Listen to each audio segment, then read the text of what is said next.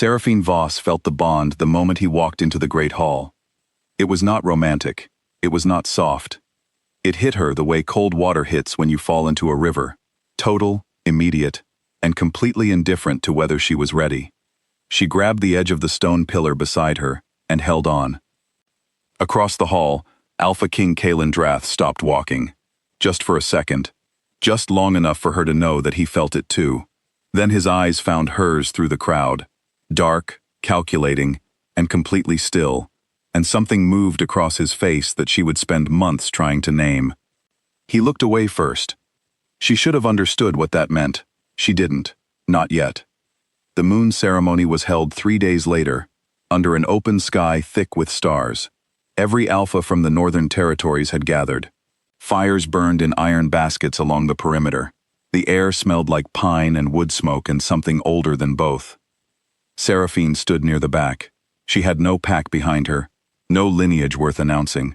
She was there because the ceremony was open to all wolves, and she was, technically, a wolf. She was not prepared for what happened next. Kalen stepped forward into the firelight. The crowd fell silent, the way crowds do when power moves through a room, not because anyone told them to be quiet, but because something in their instinct did it for them. He was going to say her name. She knew it before he opened his mouth. She could feel it in the bond, a warmth pulling toward him like a tide. He said her name. Then he said the other words, the words that came after, the ones that unmade the bond the way you unmake a fire, deliberately, with intention, leaving nothing behind but the evidence that something had burned there. He rejected her, publicly, calmly, in front of every alpha in the north. Then he said she was banished from his territory, effective immediately, and turned back toward his seat, like he had just signed a routine document. The crowd was very quiet. Seraphine stood at the back of that crowd and understood, slowly, that everyone was looking at her.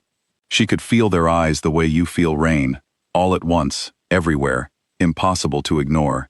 Her face was doing something she couldn't control. She pressed her lips together and breathed through her nose and looked at a point on the ground 6 feet in front of her. She did not cry. She would not give the firelight the satisfaction. The bond break was physical. That was something no one had ever told her, that it would feel like something being removed from inside her chest, something weight-bearing and structural, something she hadn't known was there until it was gone. She lost 3 days to it. She woke up on the 4th day in the borderlands, in a small room above a trading post that smelled like old wood and cooking oil. The silver brand of the Banished was burned into the inside of her left wrist. It had been done while she was unconscious, which she was grateful for. She lay on the narrow bed and looked at the ceiling and waited to feel something clear. What arrived, eventually, was anger. It came in late, like a guest who had taken the wrong road but showed up anyway. It settled into her chest in the space the bond had left, and it was, she discovered, an excellent fit. She sat up. She looked at the brand on her wrist. Then she got dressed and went downstairs to find out what the Borderlands needed from her. The Borderlands were not what anyone in the Northern Territories called safe. They were where the unclaimed went. Rogue wolves who had left their packs or been pushed out. Half-bloods who didn't fit the old categories. Humans who had learned too much and couldn't unknow it. They were not organized. They did not trust easily. They watched her for 2 weeks before anyone spoke to her directly, and the first one who did was a half-blood named Riven, who had pale gray eyes and the blunt, unhurried manner of someone who had survived enough things that they no longer felt the need to perform toughness. "You're the one he rejected at the moon ceremony," Riven said. It was not a question. "Yes," Seraphine said. Riven nodded once, as though this confirmed something. "Can you negotiate?" "I don't know," Seraphine said. "I've never tried." "Good answer," Riven said. "Liars say yes immediately."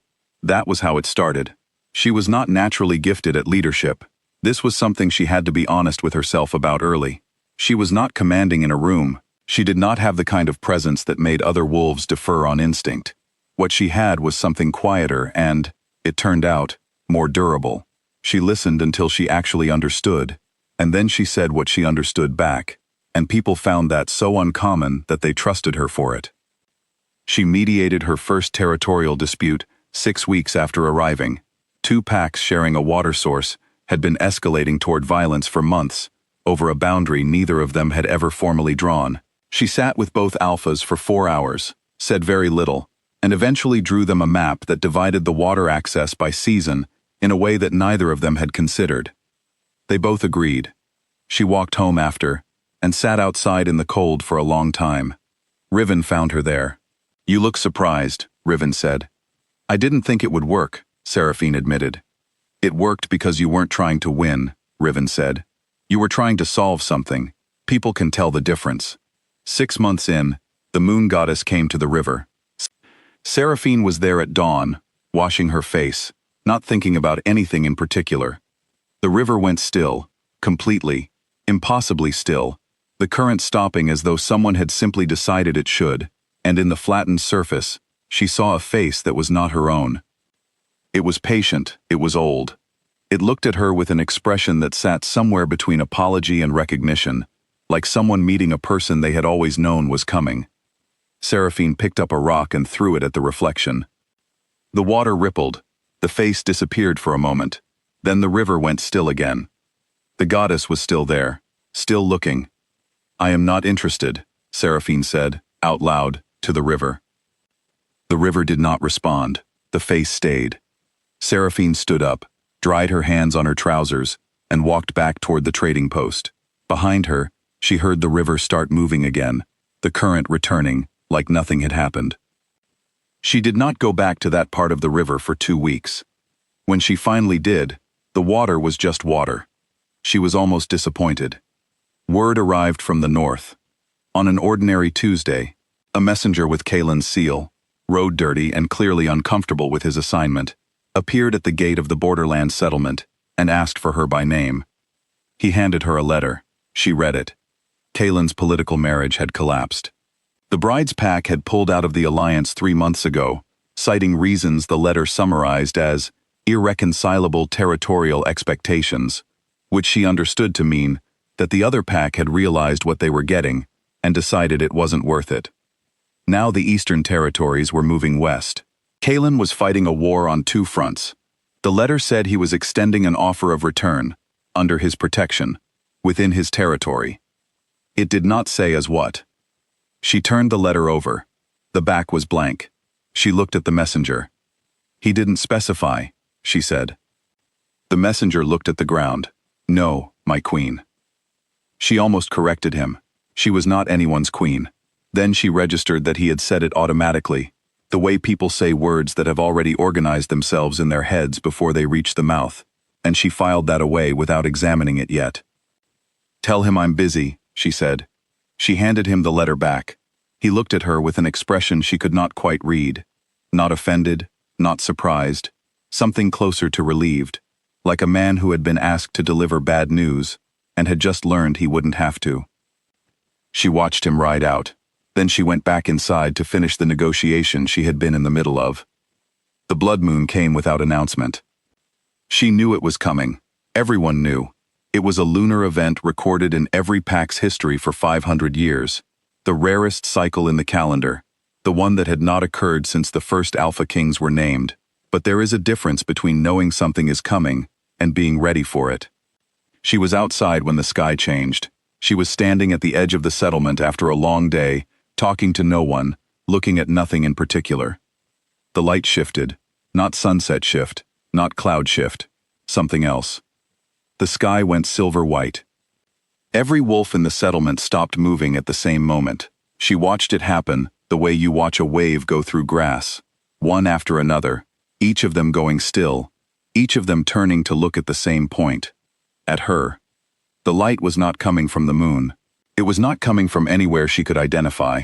It was simply present, pooling around her feet, climbing her, settling on her, like something that had been looking for a surface, and had finally found the right one.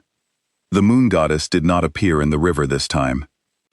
She was simply there, standing in the light beside Seraphine, real and immediate, in a way the river reflection had not been, tall, patient, carrying something in her hands that was not metal, was not carved, was not manufactured in any sense of the word. It was older than all of those things. It was the idea of a crown, made solid.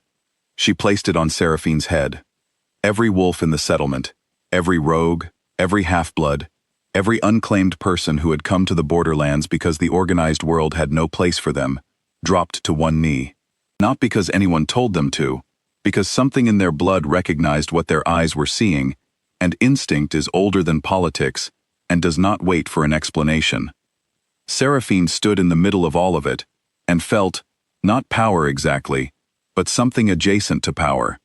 Something that had weight and direction, a river that knew where it was going. She looked at the goddess. The goddess looked back. "I threw a rock at you," Seraphine said. The goddess smiled. It was the kind of smile that meant, yes, and that is exactly why. The news reached Kalen's war table before dawn the following morning. She could imagine it, the messenger arriving, the silence that followed, the advisors exchanging looks over maps that were now drawn wrong. The borderlands were not rogue territory anymore. They were not unclaimed space. They were sovereign, in a way that predated every treaty in the northern territories, and could not be renegotiated or ignored. She had not asked for it. She was learning that the most significant things in her life had arrived that way. Not asked for, not planned, just there, waiting for her to catch up. She spent the days that followed doing the same work she had always done, mediating, listening, drawing maps, building something out of what the organized world had thrown away. The crown was not visible most of the time. It didn't need to be. Kalen came himself. No war council, no guard. 23 days after the blood moon, he rode into the borderlands with 2 horses and 1 attendant, and stopped at the gate of the settlement and asked to be received. She received him in the main hall, which had been a ruin when she arrived, and was now something close to functional. Riven stood at the back with their arms crossed and the expression of someone watching a very long game reach its last move. Keelan walked in, and the room adjusted around him the way rooms always did when he entered. He was still exactly what he had been. That had not changed. What had changed was that looking at him no longer rearranged something in her chest. He stood across from her, and he was quiet for a long moment, and then he said, "I was wrong." She waited. "I knew what you were," he said. "I knew the moment I walked into the Great Hall. I chose to reject you because I had a war I was trying to prevent, and an alliance I needed, and I told myself that what I was doing was strategic." He paused. "It was not strategic. It was afraid. I was afraid of what it meant to need something I hadn't chosen." She was very still. "I've come to ask," he said. "Not command. Ask." "Ask what?" she said. He looked at her with the same dark, steady eyes that had looked away from her at the moon ceremony, except that now they didn't look away. "I don't know how to do this correctly," he said. "I'm asking anyway." She looked at him for a long moment. Then she said, "Sit down." He sat. She sat across from him, and they talked for 3 hours. Not about the bond, not about what he had done and what it had cost her. They talked about territory and sovereignty, and what a real alliance between equals would require, and what neither side was willing to give. It was a negotiation. It was a hard one. He pushed back on her terms twice, and she held them both times, and he looked at her when she held them with an expression she did not try to name. At the end of 3 hours, they had the beginning of a framework. He stood to leave. At the door, he stopped. "The brand," he said. He meant the one on her wrist. "It stays," she said. "It's part of the record."